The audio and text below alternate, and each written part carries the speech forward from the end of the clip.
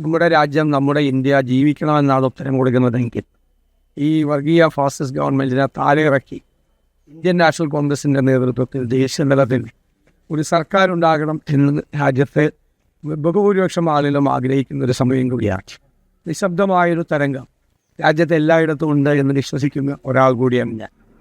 കേരളത്തിൽ അത് കേന്ദ്ര സംസ്ഥാന സർക്കാരുകൾക്കെതിരായ ജനങ്ങളുടെ അമർഷവും പ്രതിഷേധവും രോഷവും എല്ലാം പ്രതിഫലിക്കുന്ന ഒരു തെരഞ്ഞെടുപ്പ് കൂടിയാണ്. മാത്രമല്ല, ദേശീയ തലത്തിൽ കോൺഗ്രസ് ഒരു ബെറ്റർ ഓൾട്ടർനേറ്റീവാണ് ഇന്ത്യ മുന്നണി ഒരു ധാരണ കൂടി ജനങ്ങളുടെ ഇടയിലുണ്ടായിട്ടുണ്ട്. അത്രയും മനോഹരമായ ഒരു പ്രകടന പത്രികയാണ് കോൺഗ്രസ് മുന്നോട്ട് വെച്ചിട്ടുള്ളത്. അതിൻ്റെ താരതമ്യം ഉണ്ടാകും എന്ന് ഊഹിക്കരുതുകയാണ്. കേരളത്തിൽ 20-20 സീറ്റ് ജയിക്കാൻ കഴിയുമെന്നുള്ള ആത്മവിശ്വാസത്തിലാണ് ഞങ്ങൾ ഇതുവരെ നടത്തിയ തെരഞ്ഞെടുപ്പ് പ്രചരണങ്ങൾ ഞങ്ങൾ ഉദ്ദേശിച്ച രീതിയിൽ തന്നെ കൊണ്ടുപോകാൻ കഴിഞ്ഞു.